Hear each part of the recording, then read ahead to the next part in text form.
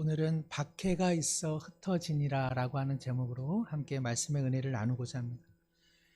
어린아이들은 때때로 어른들이 예상하지 못한 질문들을 던지곤 합니다.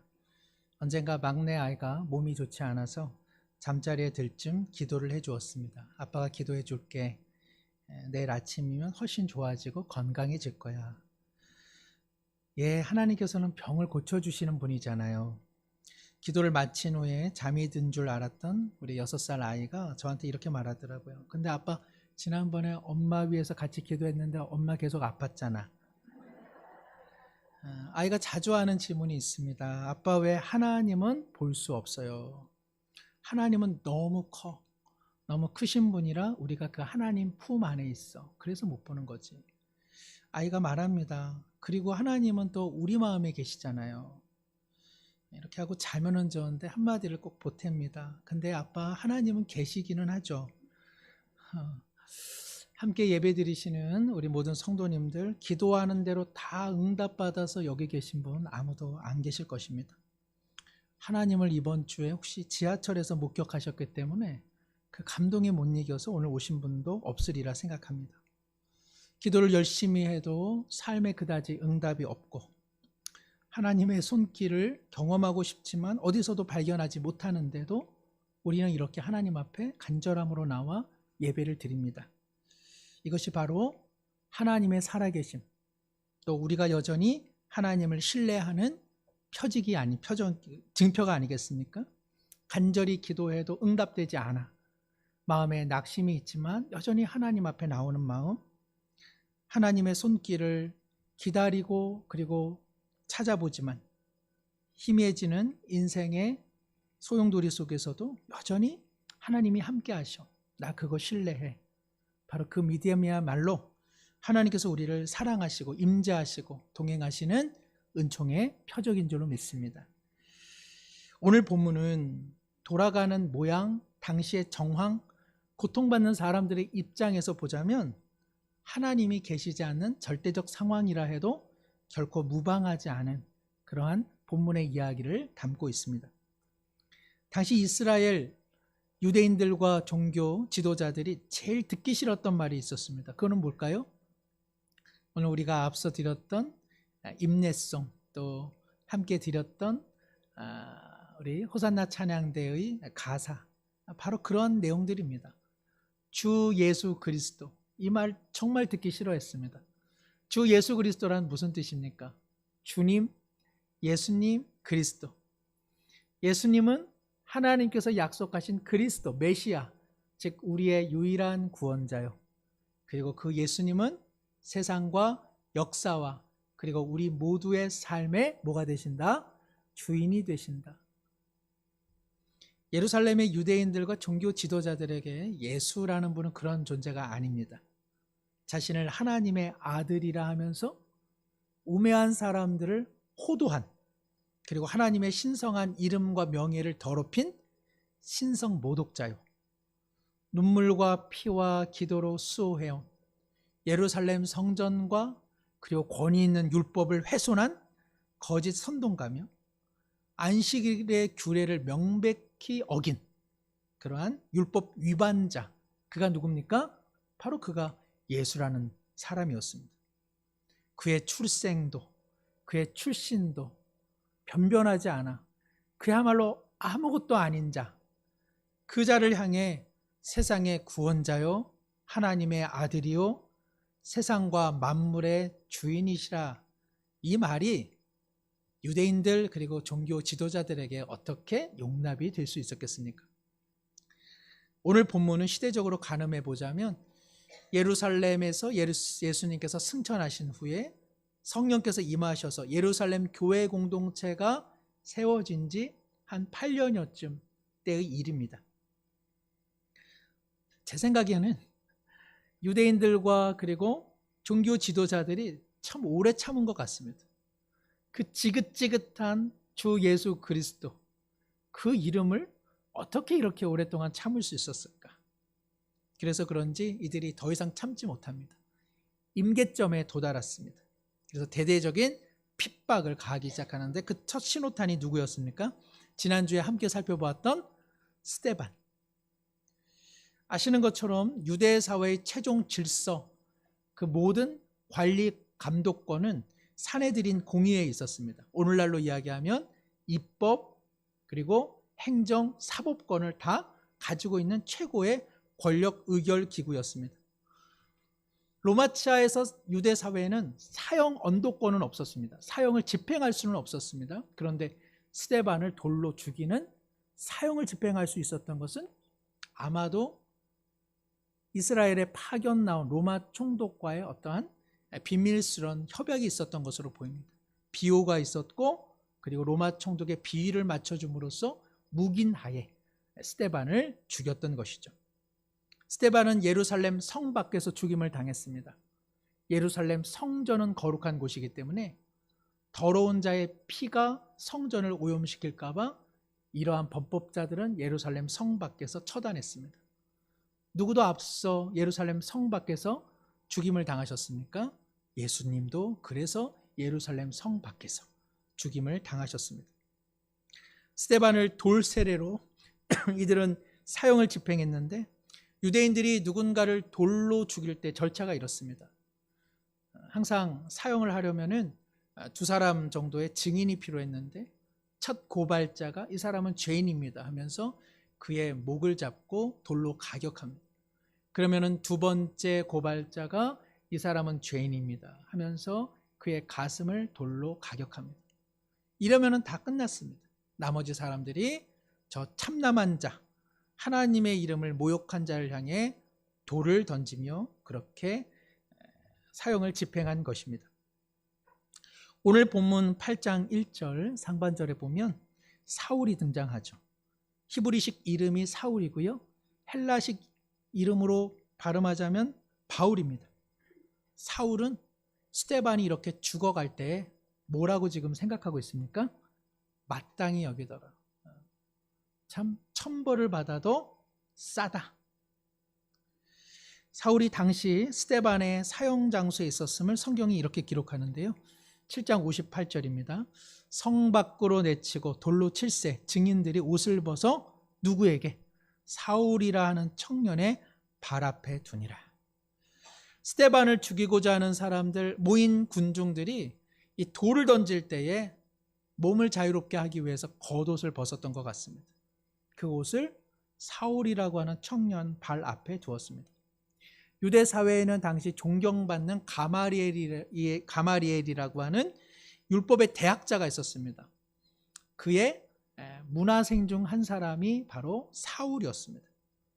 그런 사울 발 아래 사람들이 겉옷을 벗어 놓았다는 것은 이미 사울이 상당한 유대 사회의 차세대 지도자로 지금 온몸으로 그 기대를 받고 있었음을 보여주는 것입니다. 8장 1절에 사울은 그가 죽임당함을 마땅히 여기더라.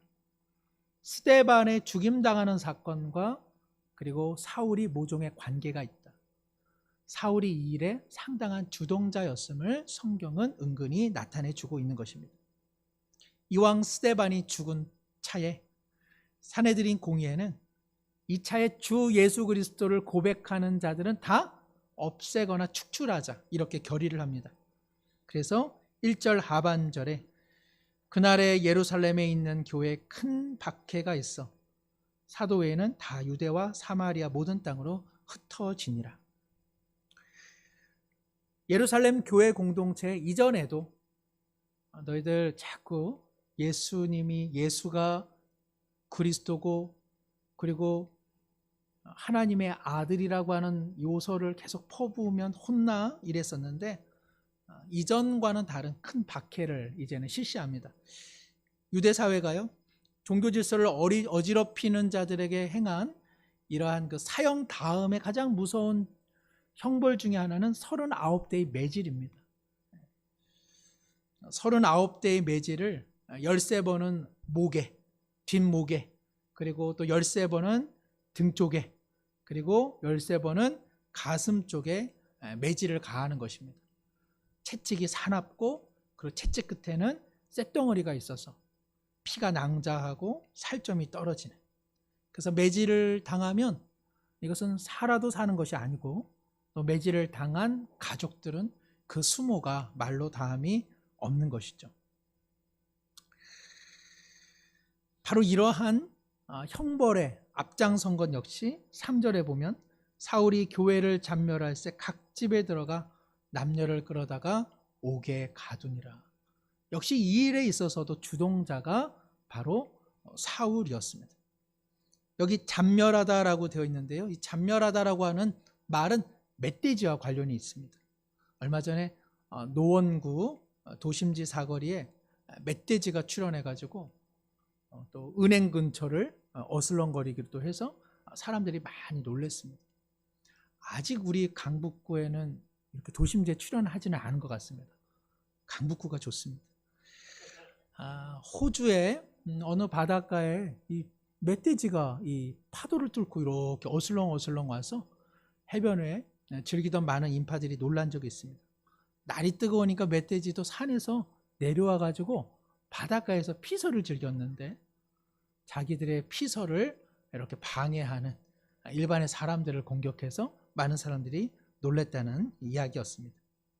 예나 지금이나 멧돼지는 흉포한 짐승이죠. 여기 잔멸하다라고 하는 말은요, 멧돼지가 한창 익어가는 포도밭에 불시에 침공에 들어가서 그 포도를 날카로운 송곳니로 다 짓눌겨서 그 포도밭이 핏빛으로 다 얼룩지는 상태, 그것을 잔멸하다라고 이야기를 합니다. 사울은 예루살렘 교회 공동체, 하나님의 은혜로 연결어가는 신앙의 열매를 그의 날카로운 신앙적 열심으로 핏빛으로 물들인 사나운 멧돼지요 주동자라고 할 수 있습니다. 그를 위시하여 조직된 수많은 체포조가 그 밤에 기독교인들을 급습하여서 고문과 폭력의 자리로 다 넘겨버린 것입니다. 그곳에 무수한 그리스도인들이 주 예수 그리스도를 부인하라고 하는 그러한 강요를 받으면서 39대의 태형에 사시나무 떨듯 죽음과 직면하게 됐습니다. 성도 여러분께서는 한 몇 대 정도는 견디시겠습니까? 나는 39대 다 맞아도 주 예수 그리스도를 고백할 수 있다. 저는 한 대면은 족합니다. 저는 한 대면은 그냥 아닙니다라고 말할. 저는 그냥 때리기도 전부터 저는 부인하겠습니다. 39대의 매질을 당할 때 그 누가 실신하지 않겠습니까? 사실 우리 중 누가 주 예수 그리스도의 주되심을 끝까지 고백할 수 있을까요? 수많은 그리스도인들이 선택할 수 있는 여지는 없었습니다. 잠잠히 끌려가서 그 사나운 매질 앞에서 예수님을 부인할 수는 없는 것이었습니다. 그래서 수많은 기독교인들이 정든 교회, 정든 예루살렘을 떠나기로 결정합니다. 이들의 이 애처로운 모습을 보면 저는 이 구절을 보면서 차라리 오래전에 출애굽했던 이스라엘 백성 형편이 더 나았다. 하나님께서 짜자잔 나타나셔가지고 10가지 재앙도 애굽 왕에게 혼때를 한번 보여주시고 또 홍해도 열어주시고 그리고 걸출한 모세라는 영도자도 하나님께서 허락해 주시고 또 역할 분담을 했던 아론도 있었고 참 그때가 낫지. 이 밤에 예루살렘 교회의 공동체의 그리스도인들은 참 얼마나 힘들었겠나 그런 생각을 하게 됩니다. 포도 열매새 핏빛 가득한 예루살렘 공동체를 뒤로하고 길을 떠날 때에 이들은 어디로 가야 할지 누가 하나 이야기해 준 사람이 없습니다. 이들을 이끌어준 사람조차도 없었습니다. 왜냐하면 사도들이 예루살렘 교회에 남아있기로 결정했기 때문에 그러합니다. 오늘 말씀 1절 하반절에 보면 사도 외에는 다 유대와 사마리아 모든 땅으로 흩어지니라. 우리가 어찌된 영문인지 알 길이 없습니다. 왜 사도들은 여기에 남아있었을까요? 사도들은 이 기독교인들과 함께 길을 떠나야 되지 않았겠습니까? 사도행전 1장 8절에 우리 예수님께서 제자들에게 하신 마지막 명령이 있습니다. 너무나 지극히 중요해서 지상 명령, 최고의 명령이라고 하는 사도행전 1장 8절 우리 함께 읽겠습니다. 오직 성령이 너희에게 임하시면 너희가 권능을 받고 예루살렘과 온 유대와 사마리아와 땅끝까지 이르러 내 증인이 되리라 하시니라. 예루살렘을 넘어가야 한다. 온 유대를 향해 나가라. 유대에 갇혀서는 안 된다. 너희들이 멸시하는 이방 땅 사마리아를 관통하여 세상 끝까지 반드시 나가야 한다. 이것이 예수님의 분명한 뜻이었거늘 사도들은 예루살렘 교회에 남아있기로 결정합니다. 이 부분에 대한 해석이 쉽지가 않습니다. 긍정적으로 보자면 핍박 중에도 신약교회의 모태와 같은 예루살렘 교회를 누군가는 지켜야 되기 때문에 사도들이 자신의 목숨을 걸고 여기에 남아 있었던 것으로 보일 수 있습니다. 흩어진 그리스도인들이 언젠가는 구심점으로 삼아야 될 공동체가 필요하기에 사도들은 끝까지 예루살렘 교회에 남아 있었던 것입니다. 그러나 부정적으로 보자면 예루살렘 교회의 중심 인물이었던 유대인 베드로, 요한, 야고보, 이들은 여전히 선민주의에 빠져서, 여전히 이들은 국수주의에 빠져서 사마리아와 이방 땅끝까지 가라고 하는 주님의 마음을 헤아리지 못한 것은 아닌가, 이렇게 해석하기도 합니다. 성도님들은 어떻게 생각하십니까? 예루살렘 교회가 이렇게 핍박받을 때에 떠날 것입니까? 아니면 남아서 교회를 지키겠습니까? 아니면 담임 목사를 멧돼지에게 먼저 보내어 일종의 타협을 시도함으로써 교회를 지키시겠습니까? 웃으시는 분들은 어떤 의미로 웃으시는 겁니까? 예루살렘 공동체에 불어닥친 이 강풍은 오늘 말씀에 큰 박해라고 되어 있습니다. 여기 크다라고 하는 것은 우리가 잘 아는 메가라는 말입니다. 크다, 메가. 그래서 뭐 크게 공부한다, 메가 스타디. 예전에 그 아이들 아이스크림 중에 메가톤바라고 있습니다. 메가톤바, 캐러멜 맛이 나거든요. 되게 크다. 근데 막상 사보면 크지 않습니다. 속지 마시고. 우리가 강풍이 분다, 무슨 강풍이라고 말하죠? 메가톤급 강풍이라고 이야기하지 않습니까? 예루살렘 교회 공동체에 불어닥친 이 강풍은 메가톤급 강풍입니다. 이전에 경험해 보지 못했던 박해입니다.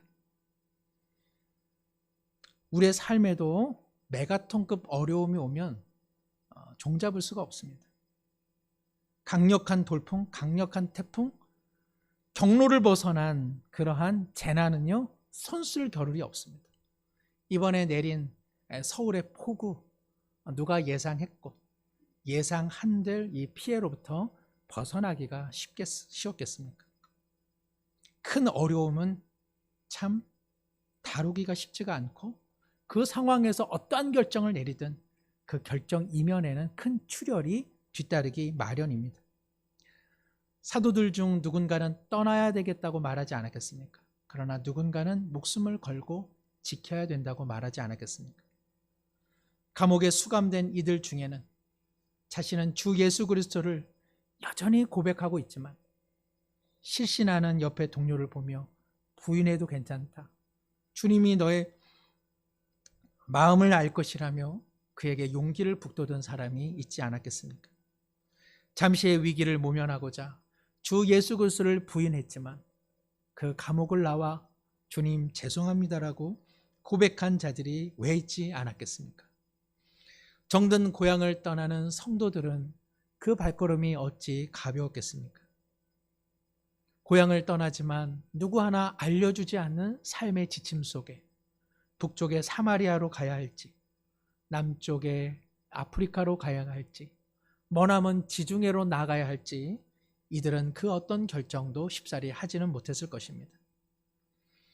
이들의 결정이 옳은 결정을 해야 한다고 누가 강요할 수 있으며 그들이 한 결정이 옳은 결정이라고 누가 담보할 수 있겠습니까?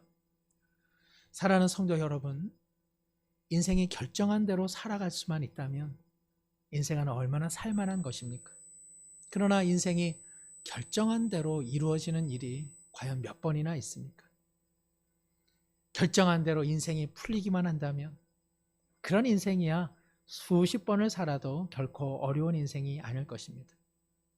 그럴 일은 없겠지만 인생을 다시 살라고 한다면 이 인생을 여러분은 사시겠습니까? 어떤 분이 심각한 병에 걸렸습니다. 수술을 해야 할지, 삶의 질을 유지해야 할지, 아니면 삶을 정리해야 될지 그 선택이 쉽지가 않습니다. 부모와 자녀의 관계가 뒤틀렸습니다. 부모로서 지속적인 충고를 해야 될지, 아니면 아이의 모습을 그대로 수용해야 될지 이 또한 쉽지 않습니다. 수입은 뻔한데 빚을 내서라도 다른 곳으로 이사를 해야 할지, 아니면 이 낡은 집에 더 머물러야 할지 이 또한 쉽지 않습니다. 건강이 안 좋은 남편에게 잠시 일을 그만두라고 말은 하고 싶지만 밥벌이가 여의치 않은 궁한 삶 속에 그러한 말을 오고 가는 것도 쉽지는 않은 것이죠. 연로하신 부모님 요양병원에 모시는 일이 나은지, 자녀를 그토록 찾는데 형제들은 어떠한 선택을 해야 될지 이 또한 쉽지가 않습니다. 살아가면서 하나님 앞에 모두 다 기도하죠. 기도하지 않으면서 신앙생활 하는 이가 누가 있습니까?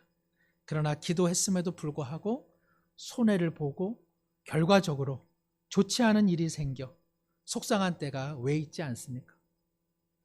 지금의 선택이 아닌 다른 선택을 했었다라면 더 좋았을 것을 하나님 앞에 실망하는 때도 우리 모두 있지 않습니까? 말은 쉽고 생각하기는 쉬워서 우리 모두 사실은 스테반처럼 멋지게 살아가고는 싶은데 인생이 그렇지만은 않습니다. 살아난 것도 하나님의 은혜요, 부르시는 것도 주님의 뜻 안에 있기 때문에 죽는 것만큼 사는 일이 쉽지 않다는 것이죠. 스테반처럼 정말 신앙에, 우리 가정에 정말 족적을 남기고 호련히 하나님께서 불마차를 보내주셔서 떠나고는 싶지만 우리는 신실한 삶을 통해 계속 이 땅에서 기독교인으로 살아가야 하는 그런 책임을 갖고 살아가고 있습니다. 사도들이 그러했습니다. 그리고 태형을 당하고 매질을 당했던 감옥 속의 그리스도인들이 그러했습니다. 그리고 길을 떠나는 그 무수한 그리스도인들도 그와 같은 어려움이 있었던 것입니다. 사랑하는 성도 여러분, 그 밤에 사도들과 그리스도인들이 얼마나 기도했겠습니까? 그러나 무수한 그리스도인들이 죽고 그리고 39대의 매질을 당해야만 했습니다. 그들이 하나님 앞에 얼마나 보호를 위하여 기도했겠습니까? 그러나 고향과 집을 뒤로 하고 그리고 어린 자녀들의 손을 잡고 낯선 곳으로 밤길을 지도자도 없이 이끄는 이도 없이 길을 떠나야만 했던 것입니다. 성경은 이를 1절 하반절에 다 유대와 사마리아 모든 땅으로 흩어졌다 이렇게 이야기합니다.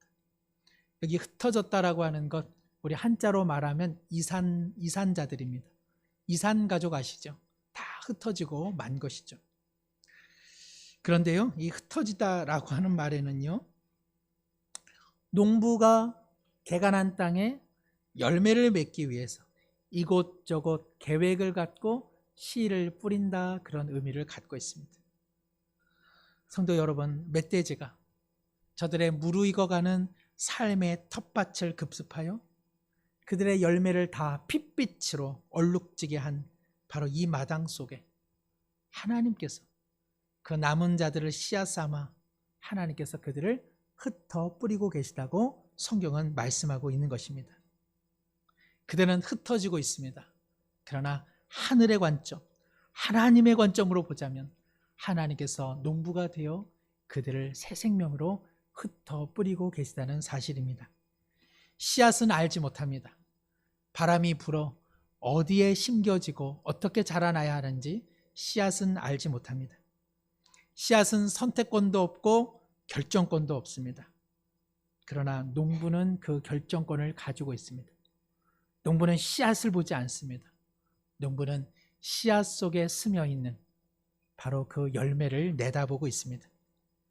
농부는 그 씨앗의 마지막 운명을 알고 있기에 농부는 더 큰 성실과 수고로, 그리고 더 큰 섬김과 눈물과 헌신으로 자기의 씨앗을 보살피고 끝내는 풍성한 결실을 거둡니다. 사랑하는 성도 여러분, 우리는 하나님의 손에 흩뿌려지는 작은 씨앗입니다. 그러나 하나님께서 우리를 기르시고, 그리고 우리를 뿌리 내리게 하시고, 우리를 통해 열매 맺게 하시는 선한 농부이신 줄로 믿습니다.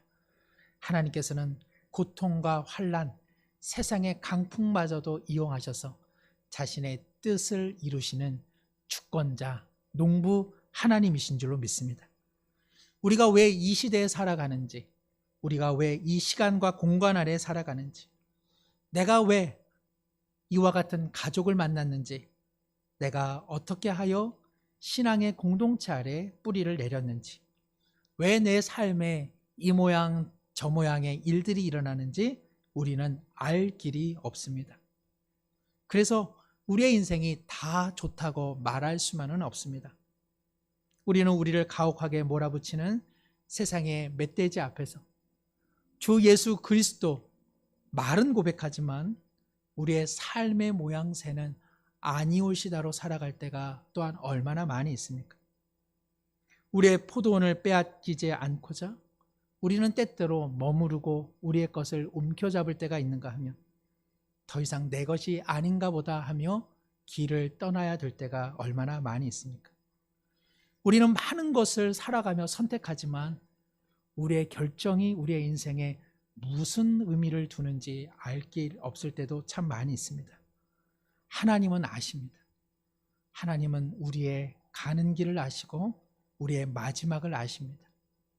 세상이 우리를 휘두르는 것 같지만 하나님께서 영원한 계획과 목적 속에 우리를 이곳 시공간에 두시고 하나님께서 계획하신 모든 일들을 반드시 이루어내시는 줄로 믿습니다. 아무리 흉포한 멧돼지라 할지라도, 아무리 메가톤급 인생의 광풍이 몰아닥친다 할지라도 씨앗을 심고 뿌리 내리고 열매 맺게 하시는 하나님의 뜻을 거스를 수는 없는 줄로 믿습니다. 하나님께서는 스데반의 죽음의 자리에 사울이 있게 하심으로 훗날 사울은 바울이 되어 제2의 스데반이 되지 않습니까? 예루살렘 교회에 남은 사도들은 결코 자신들의 생명을 구차히 구하지 않습니다. 그들은 훗날 사마리아와 이방인 가운데 일하시는 하나님의 일하심을 선포하는 거룩한 도구로 사용되어집니다. 정처 없이 갈 곳 몰라 흩어진 무명의 평신도들은 놀랍게도 그저 하나에 불과했던 예루살렘 교회가 이들을 통해 200여의 교회로 확장되어지는 일에 놀랍게 사용되어집니다. 사랑하는 성도 여러분, 하나님께서 오늘 우리 가운데 이렇게 일하시는 줄로 믿습니다. 주 예수 그리스도의 고백과 일치하지 못하는 삶을 때때로 삶에도 불구하고 하나님께서는 여전히 우리의 삶의 주인이 되어주시고 우리의 삶의 유일한 구원자가 되어주십니다. 비록 원하는 대로 우리의 기도가 응답되지 않고 내가 원하는 곳에 하나님의 손길을 미처 보지 못함에도 불구하고 하나님은 아침 일찍부터 저녁까지 쉬지 않고 우리를 위해 일하시고 그리고 우리보다 우리를 더 사랑하시는 농부로서 우리의 삶을 이끌어 가시는 줄로 믿습니다. 한 주를 살아가실 때에 주 예수 그리스도, 예수님은 나의 구원자시요 예수님만이 나의 주인 되심을 고백과 삶으로 일치시켜 우리도 하나님의 신실한 증인으로 흩어져 살아가는 그러한 영광스러운 한 주가 되기를 다시 한번 축복합니다. 기도하겠습니다. 하나님 아버지, 때때로 우리 인생 가운데 사나운 멧돼지가 가혹한 돌풍이 뒤흔드는 일이 참으로 많습니다. 신앙적인 선택을 하고자 하지만 그 또한 여의치 않을 때가 얼마나 많은지요. 그러나 우리를 이 시대 이 공간에 심으신 분 하나님이시니 하나님께서 농부가 되셔서 반드시 길러주시고 열매 맺게 하실 줄로 믿습니다. 우리는 이와 같은 하나님을 의지하며 예수 그리스도만이 우리의 구원자시며 주인이심을 주여 고백과 삶으로 일치시켜 살아가는 신앙의 생명의 산 증인이 되게 하여 주옵소서. 예수님의 이름으로 기도드리옵나이다. 아멘.